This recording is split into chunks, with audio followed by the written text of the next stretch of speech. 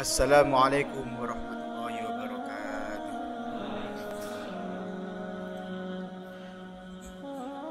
Bismillahirrahmanirrahim. Alhamdulillahirabbil alamin.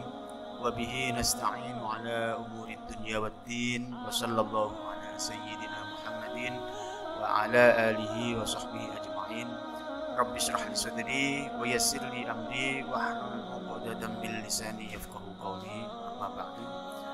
Faya ayyuhal hadirun al-ulama'ul afadil rahimani wa rahimakumullah.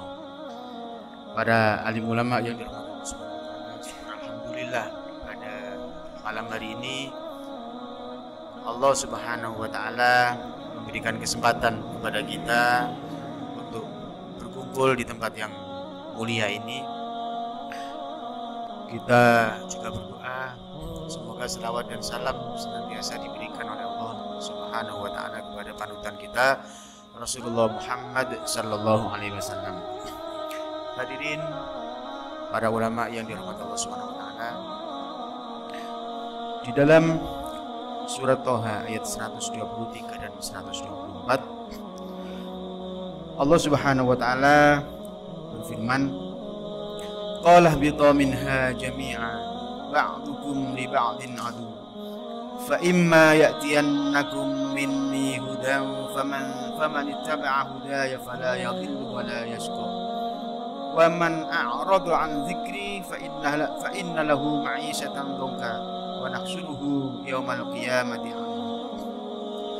Hadirin rahimakumullah, di dalam dua ayat yang mulia ini Allah Subhanahu wa taala memberikan penjelasan kepada kita tentang apa yang terjadi dengan bapak moyang kita, yaitu Nabiullah Adam alaihissalam. Di mana Allah berfirman, Allah Subhanahu berfirman, turunlah kamu berdua dari surga bersama-sama. Sebagian kamu menjadi musuh bagi sebagian yang lain. Jika datang kepadamu petunjuk dariku, maka ketahuilah barang siapa yang mengikuti petunjukku, dia tidak akan pernah tersesat dan tidak akan pernah celaka. Jadi di ayat yang mulia ini Allah Subhanahu wa taala memberitahukan kepada kita bahwa ketika Nabiullah Adam alaihissalam turun ke bumi, maka Allah memberitahukan bahwa nanti akan kami kirimkan petunjuk kepada kalian. Nah, orang-orang yang mengikuti petunjuk itu maka mendapatkan garansi dari Allah Subhanahu wa taala, zat yang menciptakan alam ini, bahwa orang ini tidak akan pernah tersesat dan tidak akan pernah celaka. Dan kemudian sebaliknya di ayat yang 124 Allah menyatakan, dan barang siapa yang berpaling dari peringatanku, maka sungguh dia akan menjalani kehidupan yang sempit dan kami akan mengumpulkannya pada hari kiamat dalam keadaan. Hadirin para ulama al-afadil rahimakumullah, komunisme ini merupakan satu ideologi para hadirin yang akidahnya adalah materialisme. Dan cara yang dipakai untuk menghidupkan, untuk menerapkan ideologi ini dengan cara membenturkan antara kelas-kelas yang ada di masyarakat. Sehingga ketika terjadi penerapan kapitalisme yang meniscayakan penguasaan kapital atau modal oleh segelintir orang, sehingga menciptakan eksploitasi antar manusia, maka bagi seorang komunis sejati, jawabannya adalah menawarkan ideologi komunisme yang akan menciptakan sintesis-sintesis yang baru.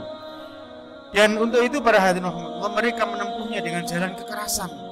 Itulah kira-kira yang terjadi di tahun 1926, 1948 dan 1965, di mana mereka melakukan aksi-aksi untuk bisa menggantikan ideologi kapitalisme.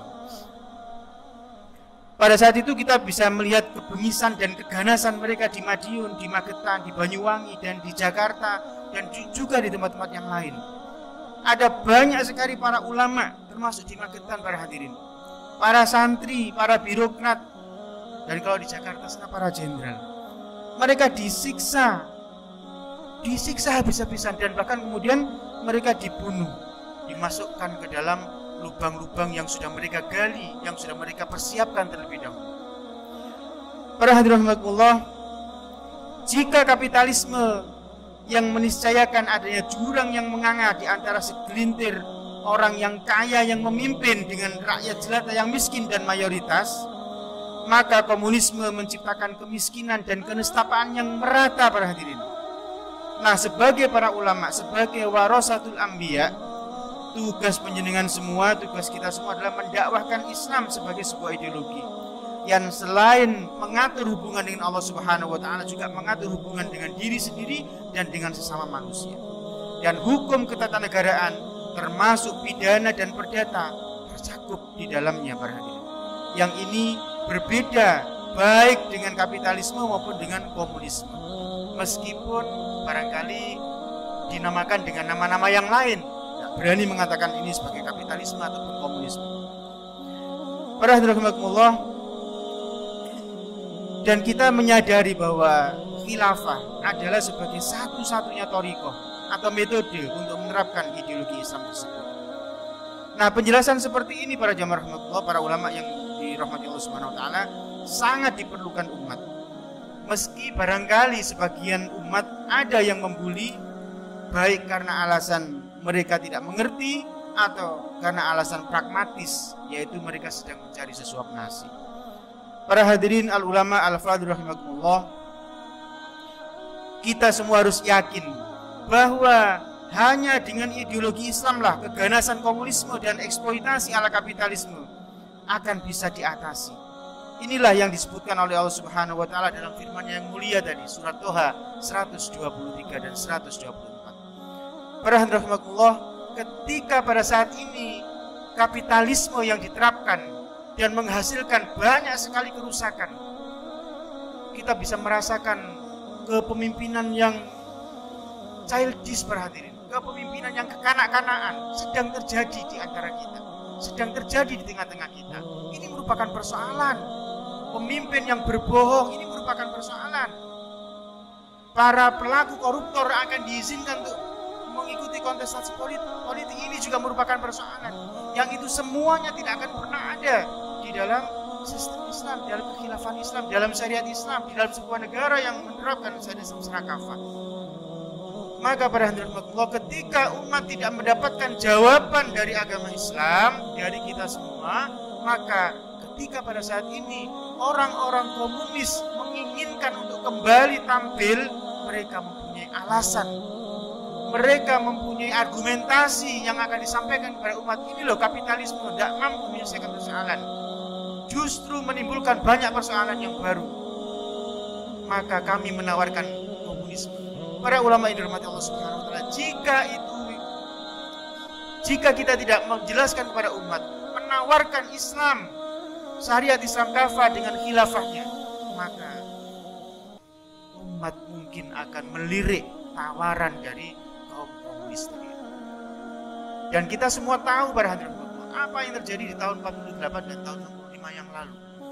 Maka para ulama yang dirahmati Allah Subhanahu wa taala, sebagai warasatul anbiya, sebagai para pewaris para nabi, maka tugas kita adalah menyampaikan, mendidik umat agar umat mau kembali kepada identitasnya yang mulia, yaitu sebagai khair ummah, sebagai umatnya Rasulullah Muhammad SAW yang mengemban risalah Islam untuk didakwahkan, untuk diterapkan. Ayol ulama al-fadhil rahmatullah, semoga pertemuan kita pada malam hari ini mendapatkan keberkahan dari Allah Subhanahu wa taala. Semoga keberadaan kita, ijtima kita, multaqo kita pada malam hari ini membawa kebaikan bagi umat, sehingga umat akan semakin sadar bahwa mereka memiliki identitas bukan kapitalisme maupun sosialisme, tapi identitas mereka adalah Islam kafah, Islam yang menjadi rahmat lil alamin.